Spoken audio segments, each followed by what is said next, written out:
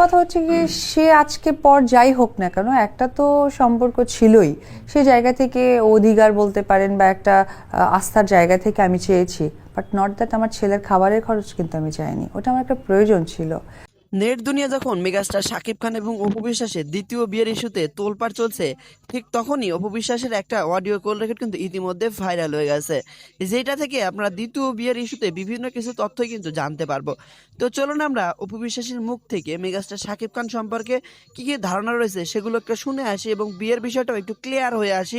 ফ্লাইটটা সে miss করতে চায়নি, এটা প্রচন্ড হাস্যকর। বাচ্চা তো বাবাকে ওইভাবে বুঝে উঠতে পারে না যে সে কক্সবাজার যাচ্ছে, বাচ্চার দরকার বা বাবার সাথে খেলা, সে সময়টা তো আর পায়নি। সো এখানে আর কিছু বলার থাকে না। খরচপাতির দিক থেকে স্কুলের 2 বছর, ও যেহেতু স্কুল অলরেডি 1 ইয়ার প্লাস হয়ে গিয়ে আবার 2 ইয়ারে যাচ্ছে, অর্থাৎ আমি তোকে অনেক ছোটতে স্কুলে দিয়েছি 2 বছর বয়সে। এখন আমার ছেলের বয়স 3 বছর। এই 2 বছর স্কুলের খরচটাই সে দিয়েছে। আর আমার ব্যক্তিগত একটা খুব প্রয়োজনে তার কাছ থেকে এখনো দিচ্ছেন না খরচগুলো? না, এখন সে দিচ্ছে না, স্টপ আর কি। আমার একটা ব্যক্তিগত প্রয়োজনে আমি তার কাছ থেকে 10 লাখ টাকা ধার নিয়েছিলাম। তো সেইটাকে সে, আমি 3-4 মাস যখন কোনো ফিডব্যাক পাচ্ছিলাম না, তখন আমাকে SMS লিখে পাঠিয়েছে যে আমি 10 লাখ টাকা যে দিয়েছি ওইটাই বাচ্চার খরচের। তো সত্যি কথা বলতে গেলে কি, আমার বিশেষ প্রয়োজন ছিল বিধায় তার কাছে বলেছে, কারণ আমার মতো মানুষ যদি অন্য কোনো কারো কাছে কথাটা বা টাকাটা চাইতে যায়, হয়তো অনেকে পজিটিভ নেগেটিভ বা ভালো মন্দ দুটোই নিতে পারে। তো আমার কথা হচ্ছে কি, সে আজকে পর যাই হোক না কেন, একটা তো সম্পর্ক ছিলই। সে জায়গা থেকে অধিকার বলতে পারেন বা একটা আস্থার জায়গা থেকে আমি চেয়েছি, বাট নট দ্যাট আমার ছেলের খাবারের খরচ কিন্তু আমি চাইনি, ওটা আমার একটা প্রয়োজন ছিল। তো সেইখানে প্লাস করে দিয়ে, এটা আজ থেকে 1.5 বছর আগের কথা, করে দিয়ে সে চুপচাপ, এবং কাছের তারা সাংবাদিক যারা আছে তাদের সবাইকে বা কাছের লোকদেরকে সবাইকে সে গণহারে বলে যাচ্ছে ছেলের খরচটা আমি দিই। হোয়াট ডু মিন ছেলের খরচ? সবাই তাই জানে। না, এটা টোটালি ভুল। আজকে আপনাদের এই নিউজে বলে দিলাম, সে 1 টাকাও দেয় না।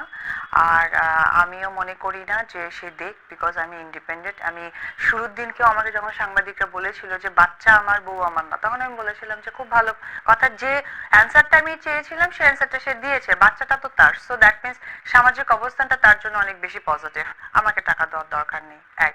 আর 2 নম্বর কথা, বাচ্চাকে সে দেখেও না, বাচ্চাকে দেখার ট্রাইও করে না। বাট তো নিউজ পোর্টালে বলে অপু দেখতে দেয় না। যদি অপু দেখতে নাই দেয়, তাহলে এ পর্যন্ত আমার তার বাসাতে আমি আমার ছেলেকে 1000 বার পাঠিয়েছি আমার কাজের লোক দিয়ে, আমার গাড়ির ফুয়েল খরচা করে, এবং আমি সকালে দিয়ে তাকে রাতে নিয়ে যেতাম। এমন একটা দিন হয়েছে, আমি একটা দিনের কথা আপনাকে শেয়ার করি।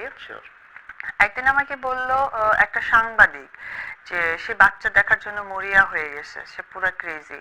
তা আমার সফট কর্নার হলো যে আচ্ছা ঠিক আছে। আমি সবসময় একটা কথা বলে আসছি, আজকেও বলছি, ডিভোর্স হয় স্বামী স্ত্রীর মধ্যে, সন্তান বাবা বা মা সন্তানের মধ্যে হয় না। তো আমার কাছে ডিভোর্সটা শুধুমাত্র তার আমার মধ্যে, বাচ্চার আমার না। যার জন্য আমি SMS এর মাধ্যমে হোক বা পরিচিত লোকজনের মাধ্যমে হোক আমি ছেলেকে পাঠাতাম, যে ওর বাবার ফিলটা যেন বুঝতে না পারে। হ্যাঁ, অনেকের বাবা তো দেশের বাইরে থাকে, সো কন্টিনিউ দেখা হওয়ার দরকার নেই, 2-4 দিন পর পর দেখা হতে পারে, এবং ছেলেকে নিয়ে যেন কোনো খাতা কলম প্রেস না আসে। এটা আমার জন্য যতটুকু লজ্জা ছিল, ওর জন্য এটা কষ্টের হবে। তো এই চিন্তা করে আমি সবকিছু একটু ম্যাক্সিমামই আমার মতো করে পজিটিভলি নিতাম। তো একদিন আমাকে একটা সাংবাদিক বলল সে বাচ্চা দেখতে চাচ্ছে, তার জন্য সে পাগল হয়ে গেছে। আমি খুব ভালো কথা, ওকে ফাইন। আমি তখন এফডিসিতে একটা শুটিং হচ্ছিল একটা সিনেমার। তো আমি বাসায় যখন তাকে, কারণ আমি আমার শ্বশুর শাশুড়ি বা আমার বাড়ির ওরা যারা, তাদেরকে আমি মনে প্রাণে বিশ্বাস করি না, কারণ তারা আমার জয় পেটে থাকতে, মানে আমি জয় হবে তখন তা জানতাম না, ও পেটে থাকতে তারা আমাকে কখনোই পজিটিভলি একটা টেক কেয়ারের ব্যাপারটা সে করতো না। এবং ওর মা বা ওর বাবাকে আমি একজন মা হিসেবে বিশ্বাস করতে পারি না। আমার ছেলেকে যে কোনো সময় যে কোনো ক্ষতি করে দিতে পারে। ওই জায়গা থেকে তার প্রতি আমার 100% বিশ্বাস, বিকজ সে হাজার কিছু হলো বাবা।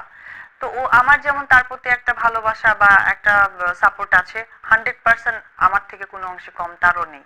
ওই চিন্তা করে আমি বাসায় না দিয়ে আমি ভাবলাম ঠিক আছে, এফডিসিতে শুটিং, আমি এফডিসিতে নিয়ে যাই। আমি এফডিসি নিয়ে গেছি, মেকআপ রুমে গেছে, দেখা করতে আসছে, এবং আমাকে যেটা বলা হলো যে বাসায় যাক, সে বাসায় খুব দ্রুত চলে আসতেছে। Okay fine. ওনার বাসায়? হ্যাঁ, ওনার বাসায় বাবুকে রাখতে।